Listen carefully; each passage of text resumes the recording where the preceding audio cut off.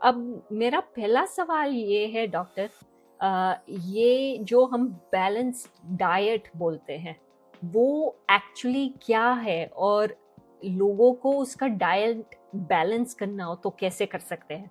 So balance diet का जो एक कॉन्सेप्ट है, ये ठीक भी है और ठीक नहीं भी है। ठीक इसलिए है क्योंकि जब हम कोई भी डाइट लेते हैं उसमें प्रोटीन के सोर्सेज होना, उसमें कार्बोहाइड्रेट के सोर्सेज होना, उसमें रफेज के सोर्सेज होना बहुत आवश्यक है।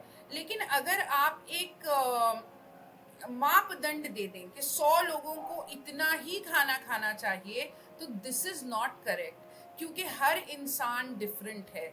हर इंसान का शरीर अलग है, हर इंसान की आवश्यकताएं अलग हैं। किसी को मैग्नीशियम की ज़रूरत है तो किसी को प्रोटीन की ज़्यादा ज़रूरत है, किसी की एज ग्रुप कुछ और है। तो हम एक जैसा खाना सभी के लिए कैसे जो है सजेस्ट कर सकते हैं? और यहीं पे मुझे लगता है लोगों से ग्लिच हो जाता है। तो लोग क्या करते हैं, अगर वो सुनते हैं कि दीपिका पादुकोण कोई पर्टिकुलर टाइप का भोजन खा रही हैं या रणबीर कपूर कोई पर्टिकुलर टाइप का भोजन खा रहा है, तो मुझे भी वैसा ही खाना चाहिए। So this is not the right way of approaching food, क्योंकि आपको याद रखना है आपकी जियोग्राफिकल कंडीशंस क्या हैं, आपको याद रखना है आपके जेनेटिक्स क्या हैं, आपको याद रखना है आपका एज ग्रुप क्या है, आपको याद रखना है आपका डाइट कैसा है, आप वेजिटेरियन हैं, वेगन हैं, नॉन वेजिटेरियन हैं। ये सब चीज़ों को ध्यान में रखते हुए आपको अपने भोजन का चयन करना चाहिए। That's a very good response आपने जो कहा। अम, अब आपने बताया कि आपको ये भी देखना चाहिए कि वेजिटेरियन है या नॉन वेज है या वीगन है। तो मैं ये पूछना चाहती हूँ कि पहले तो मैं नॉन वेजिटेरियन प्रमोट नहीं करती हूँ, लेकिन हमारे जो डॉक्टर्स हैं उसके सजेशन होता है कि आपको नॉन वेज खाना चाहिए, और मैं तो वेजिटेरियन हूँ। तो आपको क्या लग रहा है, इज दैट नेसेसरी? हमारा जो कल्चर है डज नॉट प्रमोट कि हम नॉन वेज खाए।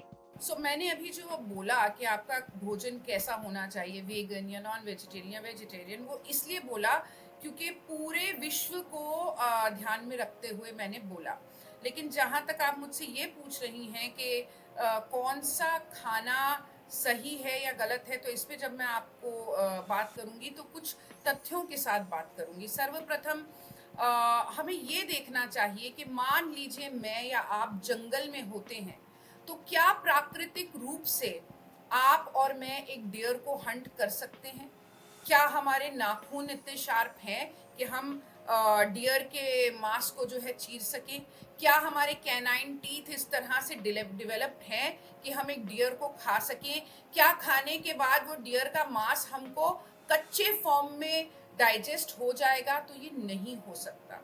इससे ये बात सिद्ध होती है साइंटिफिकली कि हमारी बॉडी नॉन वेजिटेरियन फूड के लिए नहीं बनी है। ऑब्वियसली अगर आप और मैं जंगल में होते हैं और हमारे पास कोई औजार नहीं है, कोई नाइफ नहीं है, कोई एक्स नहीं है, जो कि प्राकृतिक नहीं है, तो हम फल ही खा सकते हैं। दैट मीन्स हमारी जो ओरिजिनल डाइट है वो फल ही है। इसके साथ साथ हमें ये भी देखना है कि जितने भी वेजिटेरियन जानवर हैं, हमारी बनावट कहीं ना कहीं उनके जैसी है। गाय की, हिरन की, घोड़े के दांत चपटे होते हैं, हमारे दांत भी चपटे हैं। हमारे दांतों की शेप शेर की तरह या फॉक्स की तरह नहीं है। जितने भी वेजिटेरियन एनिमल्स हैं उनकी लार्ज इंटेस्टाइन, स्मॉल इंटेस्टाइन्स होती हैं, जबकि नॉन वेजिटेरियंस में ऐसा नहीं होता।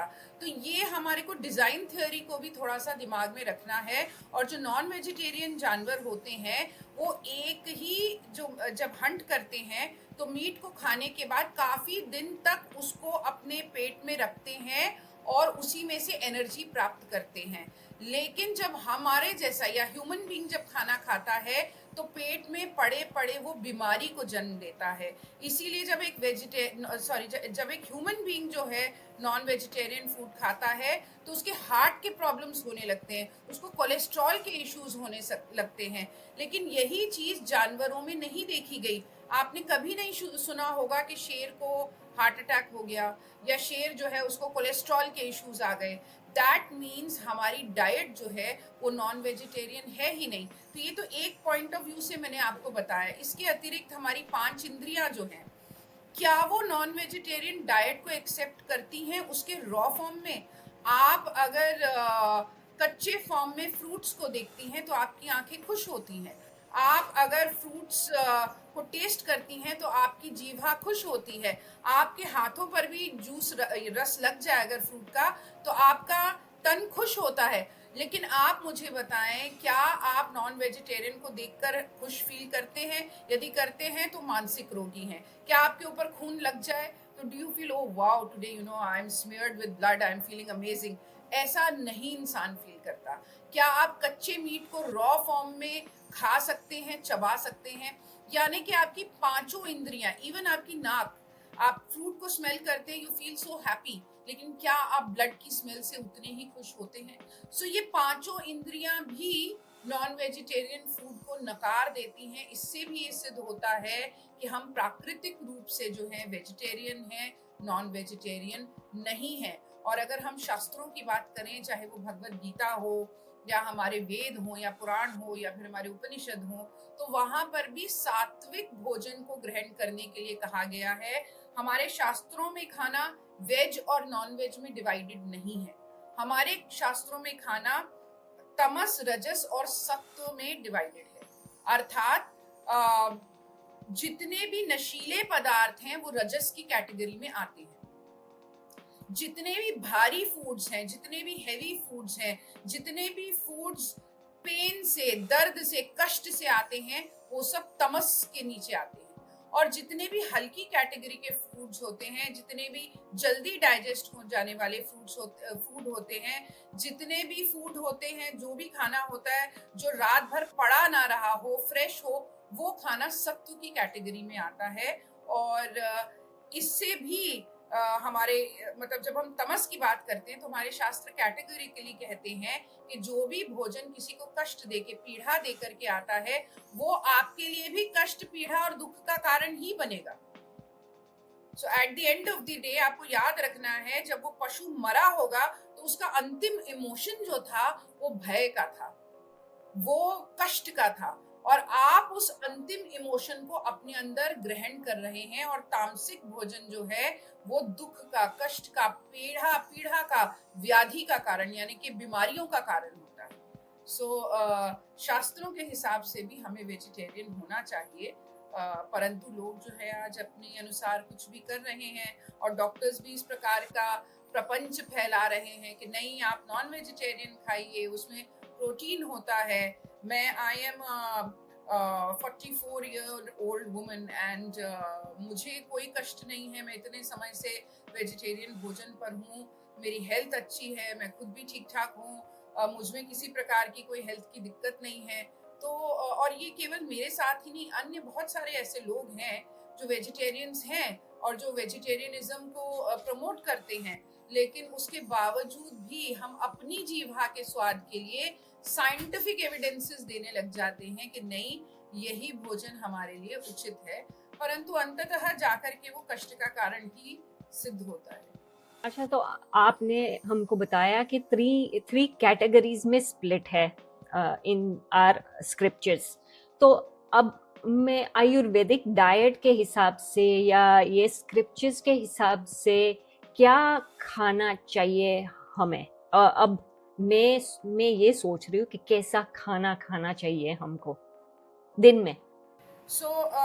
हमारे शास्त्रों में लिखा गया है बादी वाली चीजें। बादी यानी कि जैसे गोभी हो गई, गाजर हो गई, मूली हो गई, ये वो कैटेगरी ऑफ फूड है जो कि गैस प्रोड्यूस करता है। इसलिए सूर्यास्त के बाद, यानी जब सूर्य ढल जाए, इनको नहीं खाना चाहिए। शाम के समय भी नहीं खाना चाहिए। इसलिए रात के भोजन में इन सभी वेजिटेबल्स को अवॉइड करना चाहिए। दोपहरी के समय इनको खाना चाहिए। सुबह के समय ये बहुत अच्छी होती हैं खाने में। लेकिन हमारे यहाँ बहुत कैटेगोरिकली कहा गया है कि भोजन ऐसा करिए जो समय के अनुसार भी उचित हो। आप देखेंगे कि आपकी बॉडी जो है अलग अलग समय पे अलग अलग तरह से बिहेव करती है। दोपहरी के समय में आपकी बॉडी सुस्त हो जाती है।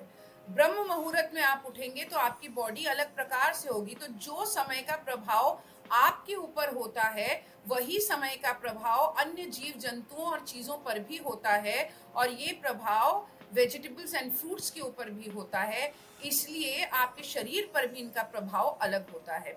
उसी प्रकार से शाम के समय में चावल, दही आदि इन चीज़ों को भी खाने से मना किया जाता है। और इतना ही नहीं, सीज़न के अनुसार भी कहा जाता है कि जैसे बारिश का सीज़न हो, तो उस सीज़न में हमारे को पालक या पत्ता गोभी जैसे सब्जियां नहीं खानी चाहिए, जो लीफी होती हैं, क्योंकि उनके अंदर कीड़े होते हैं। वो पीरियड ऐसा होता है जब कीड़ों की मात्रा बहुत ज़्यादा होती है इन चीज़ों में।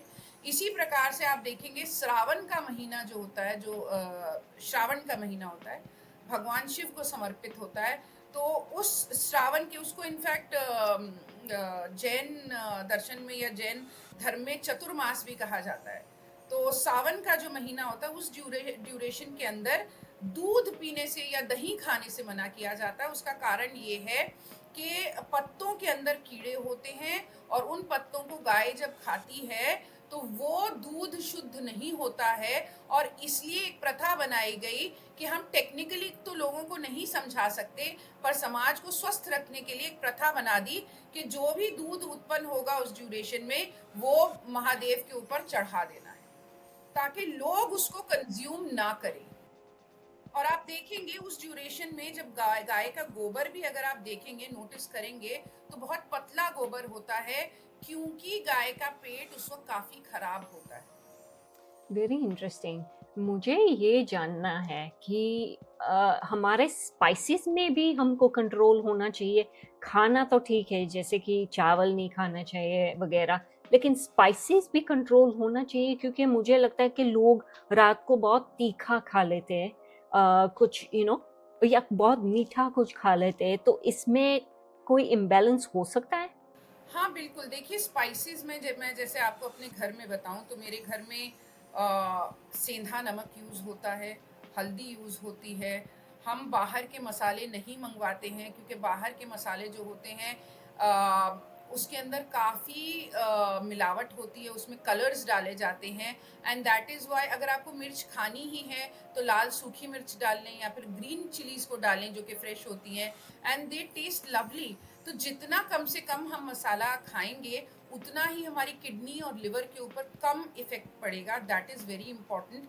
साथ ही रात के समय जो आपका आखिरी मील होता है, उस समय कार्बोहाइड्रेट्स और शुगर का इंटेक कम करना चाहिए। उसका कारण ये है कि आप सीधा सोने के लिए चले जाते हैं, कोई फिजिकल एक्टिविटी नहीं होती। तो आप बहुत सारे लोगों को देखेंगे कि वो सुबह उठते हैं और उनका फेस बहुत पफी होता है उस ड्यूरेशन में, आंखें बहुत पफी होती हैं। And that is and the reason is that आपने अंतिम मील में या तो कार्बोहाइड्रेट्स बहुत ज़्यादा कंज्यूम किए हैं, जो कि again it is a form of sugar, और या फिर आपने डायरेक्ट शुगर बहुत ज़्यादा कंज्यूम की है, और ऐसा करने से हमारे आईलिड्स में, हमारे फेस में पफीनेस आ जाती है।